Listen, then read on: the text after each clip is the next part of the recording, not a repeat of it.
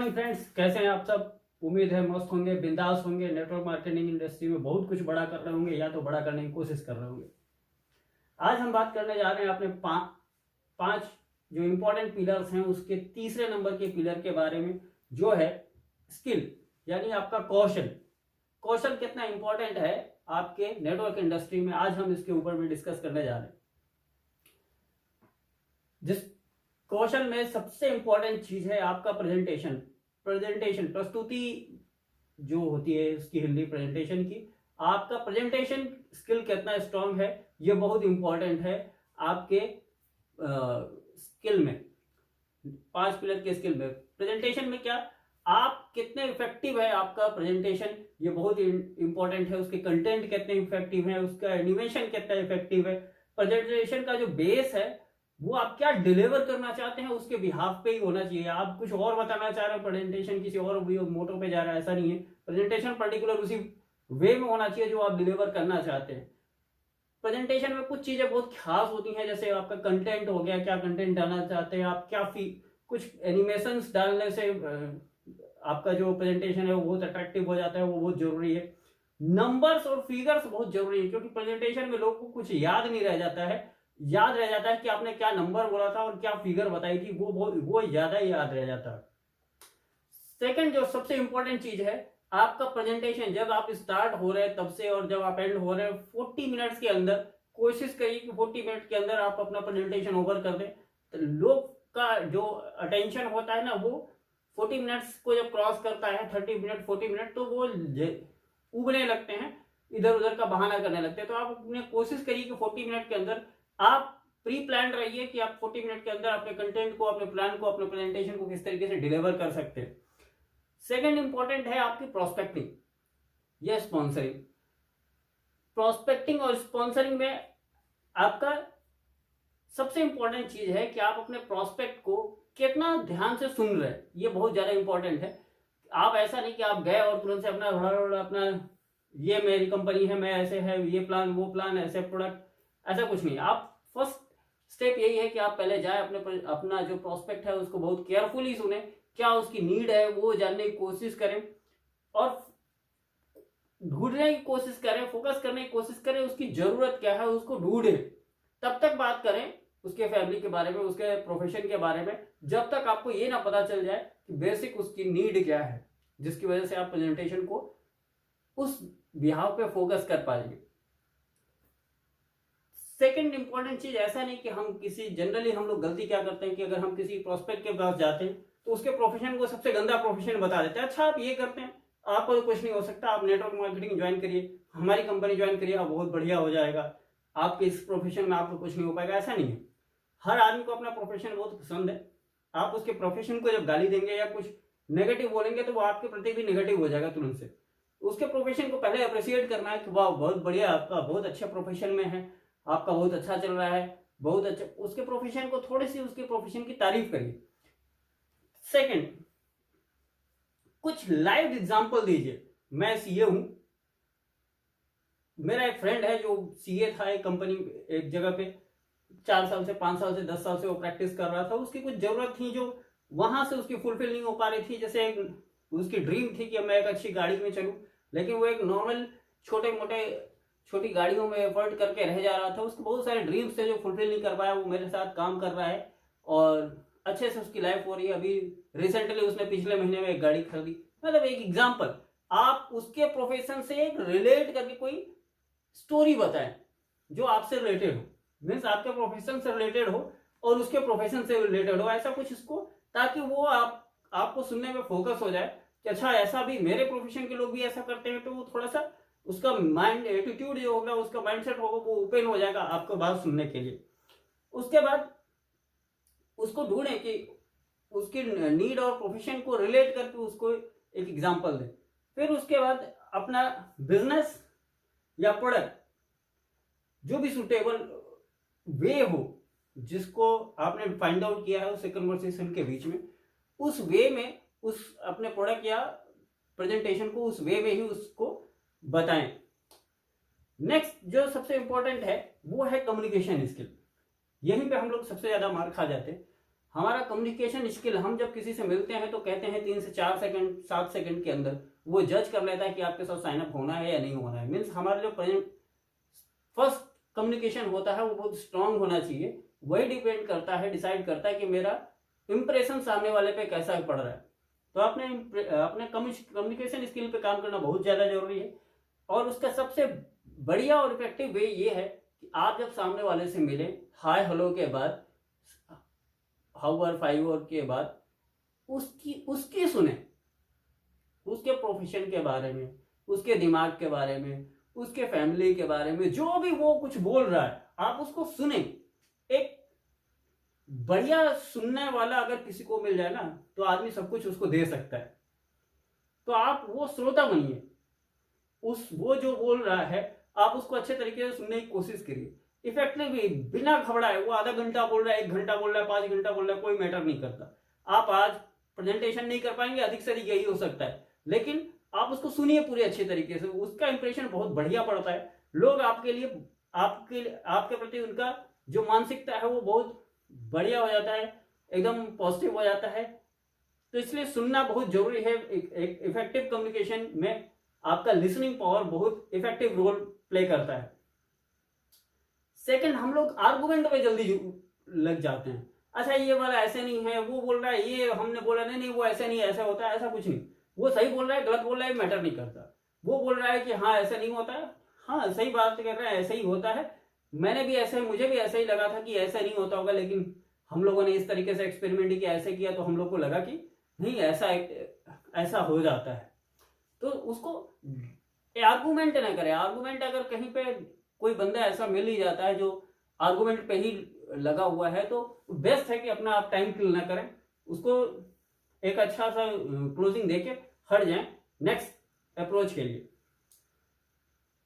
एक जो कम्युनिकेशन हो आपका कभी भटके नहीं, जो उसका टारगेट था, जो उसकी नीड थी, जिसपे आपको फोकस करना था, आप घूम फिर के कोई भी एग्जांपल हो डायरेक्ट उस पे आए, कोई भी स्टोरी हो उससे रिलेट कर जाए, आप जो बोलने जा रहे हैं वो उससे रिलेट कर जाए, आपके सारे एग्जांपल उससे रिलेट कर जाए, उसकी नीड बेस्ड ही आपका सारा कम्युनिकेशन होना चाहिए, जितने देर भी कम्युनिकेशन हो रहा है। नेक्स्ट है टाइम मैनेजमेंट। जनरली मैंने देखा है ऐसे लोगों को जो एक साथ प्लान करने बैठ जाते हैं तो फर्स्ट पी जो प्रोडक्ट होता है 3 घंटा उसको प्रोडक्ट समझा रहे हैं, ये है उसमें ये इंग्रेडिएंट है, ऐसे हो जाता है, ये हो जाता है, ये मार्केट का, वो मार्केट का, उसका इंटरेस्ट है नहीं है, पता नहीं उसका इंटरेस्ट उस प्रोडक्ट में या आप जो पर्टिकुलर सब्जेक्ट पे बात कर रहे हैं उसका है भी या नहीं ये पता नहीं, लेकिन हम उसको समझाने की कोशिश कर रहे हैं, मेरे पास ये बेस्ट है, वहां ये प्रूवन है, ये प्रूवन है, इसमें ये चीजें पड़ी, उसका ये रिजल्ट है, उसका ये एमआरपी है, उसका कोई इंटरेस्ट है या नहीं है पता नहीं। हम झूठ मूठ का एक लेंदी प्रोसेस कर देते हैं, 2 घंटे तक हम प्लान करने लग जाते हैं, वो सामने वाला कोई समझता है नहीं। आपका रिलेशन अच्छा है इसलिए आपको सुन रहा होता है, बस बैठा होता है, सुन भी नहीं रहा होता है। तो टाइम मैनेजमेंट का बहुत ध्यान रखें।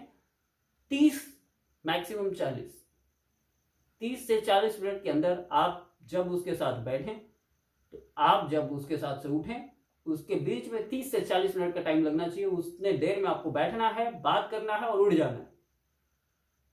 कंप्लीट नहीं हुआ टाइम दे देना है, ठीक है, अब नेक्स्ट टाइम हम लोग मिलते हैं फिर हम लोग इसके ऊपर डिस्कस करेंगे। उससे ज्यादा कोई भी लेंदी नहीं होना चाहिए। ये टाइम मैनेजमेंट बहुत इंपॉर्टेंट है क्योंकि लोग अगर पक जाएंगे ना तो फिर दोबारा आपसे मिलेंगे नहीं। नेक्स्ट जो टॉपिक है वो है टेलीफोनिक स्किल। टेलीफोनिक स्किल में हम जनरली क्या करते हैं, हम अपने प्रोस्पेक्ट को फोन करते हैं, अरे मैं भाई राम, मैं एक बढ़िया कंपनी ज्वाइन कर रहा हूँ यार, तुम्हारी किस्मत बदलने वाली है, तुरंत से मिल जाओ, 2500 रुपये, 5000 रुपये, 10,000 रुपये, जो भी आपका अमाउंट हो वो लेके आ जाओ और जुड़ जाओ, बहुत बड़ा कुछ होने जा रहा है, आ जाओ। ऐसा नहीं होता। पहले आप उससे बात करिए, पता नहीं कितने दिन बाद आप फोन उसको कर रहे हैं, वो भी मजबूरी में, मतलब अपने स्वार्थ में आके। तो फर्स्टली उससे पहले हाय हेलो करिए, उसका हालचाल पूछिए, उसकी फैमिली के बारे में पूछिए, कुछ अपने पुराने बीते दिन की उसको याद दिलाइए ताकि वो पहले फैमिलियर हो सके आपसे।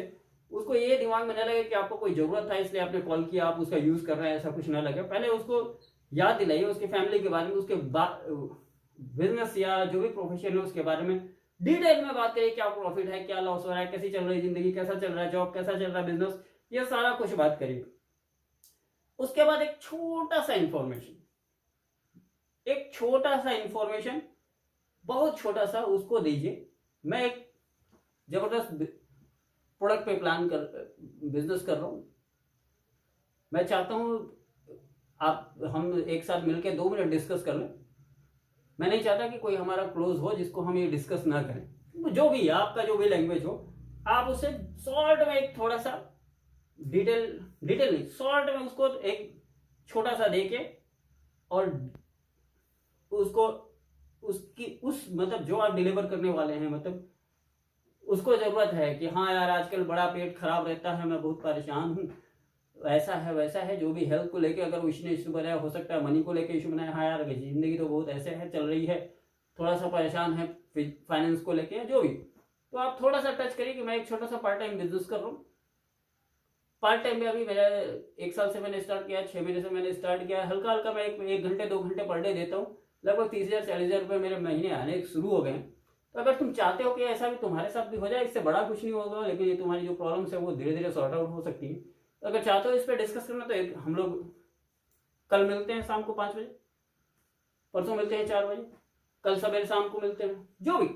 आप इतने इंफॉर्मेशन देके, वो पूछेगा कि अरे क्या है, कौन सी कंपनी है, क्या है, नहीं ये कुछ डिस्कस करना नहीं, बिजनेस है, फोन पे डिस्कस नहीं हो सकता, ना तो मैं तुमको डिलीवर कर पाऊंगा, ना तो तुम समझ पाओगे। इसलिए हम लोग कल मिलते हैं और इस पर बात करते हैं, सस्पेंस क्रिएट करके और क्यूरियोसिटी क्रिएट करके उसको क्लोज कर देना है, अपॉइंटमेंट लेना है और क्लोज कर देना है। ये है आपका टेलीफोन स्किल। सबसे इंपॉर्टेंट है लीडरशिप स्किल, जिसको हम हिंदी में कहते हैं नेतृत्व। क्या है ये? एक जनरली आपने सुना है, लीडर्स लीड बाय एग्जांपल। आप जो करते हैं, जो एग्जांपल क्रिएट करते हैं, उसको ही डुप्लीकेट करती है आपकी टीम। तो मीन्स लीडर कौन हो गया? जिसको लोग कॉपी करें। हमारे आदरणीय प्रधानमंत्री जी, वो कुछ पहले झाड़ू लेके चालू किए, पूरी दुनिया में झाड़ू लगाया, स्वच्छता अभियान पहले उन्होंने शुरू किया, लोगों ने चालू किया।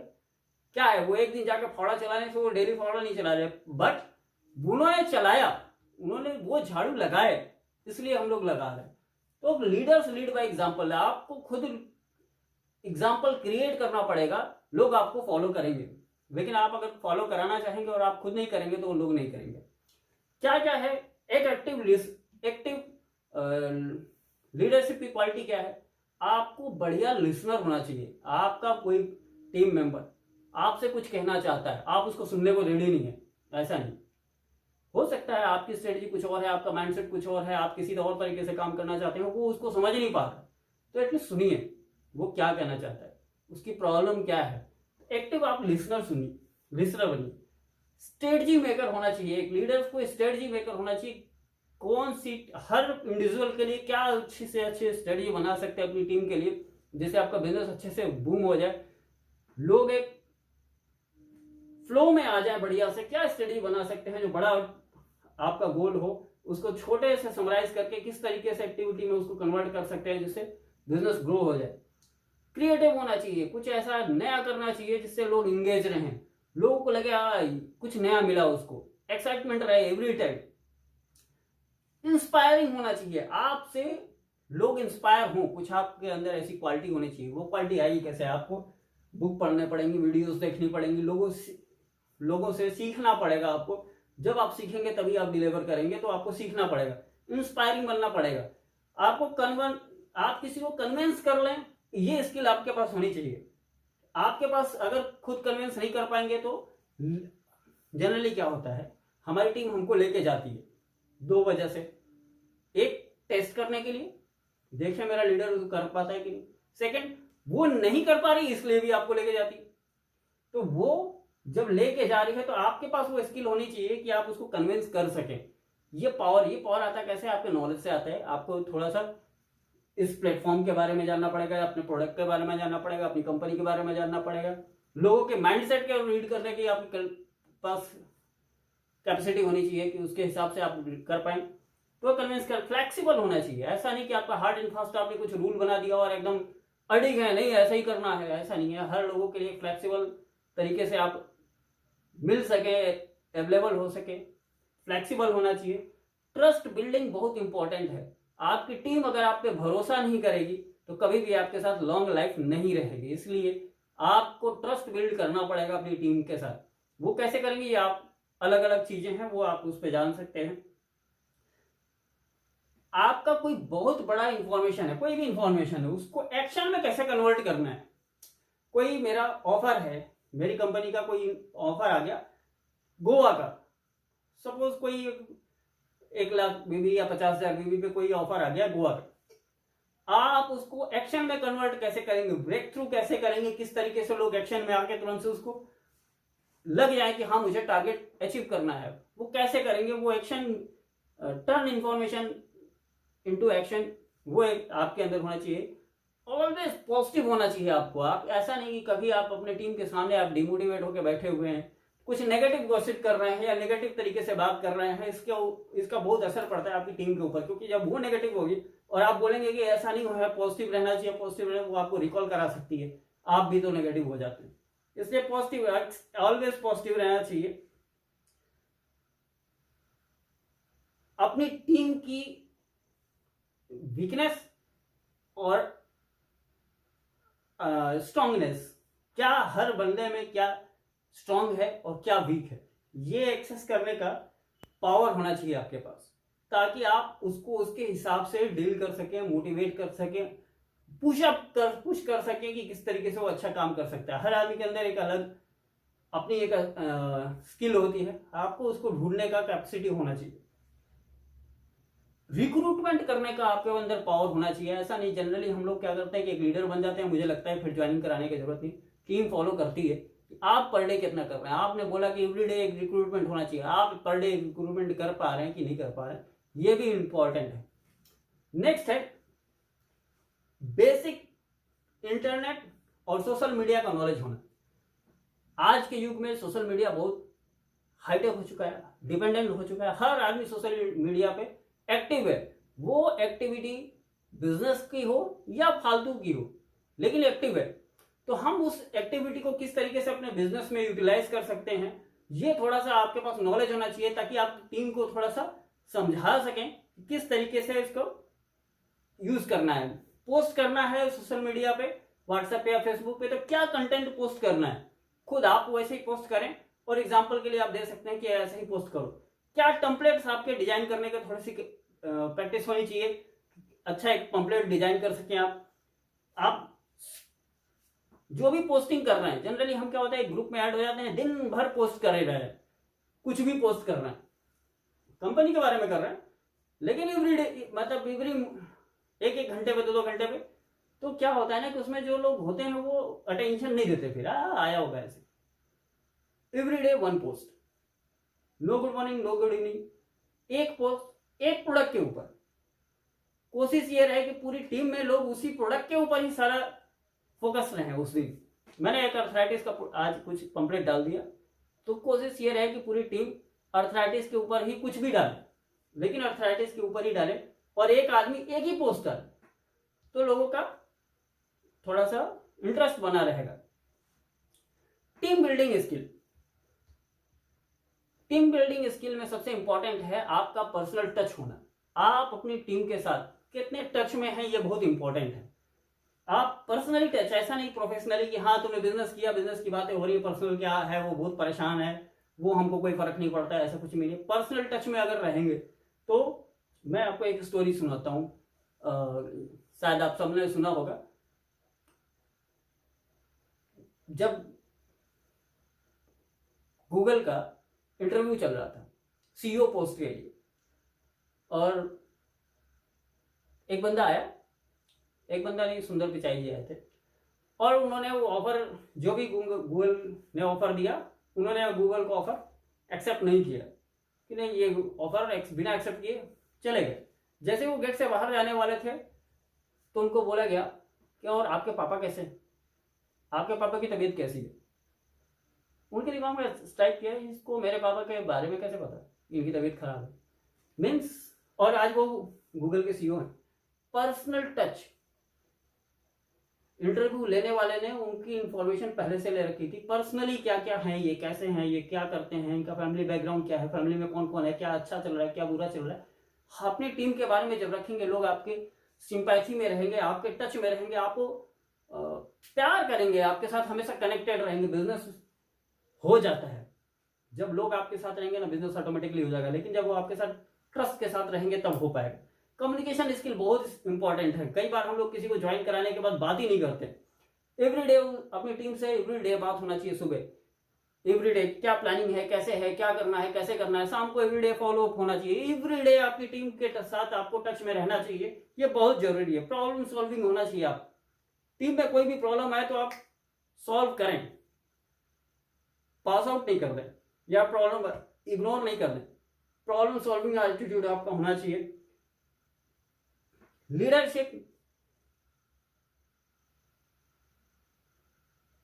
लीडरशिप में आपको कुछ एक्टिविटी कराएं जिससे आपकी टीम आपके साथ इंगेज रहे। कोई ऑफर, एक डे का, सेम डे का ऑफर, सेम डे का कोई क्विज, सेम डे का कुछ भी, कोई सर्वे, कुछ भी एक्टिविटी जिससे आपकी टीम आपसे कनेक्टेड रहे।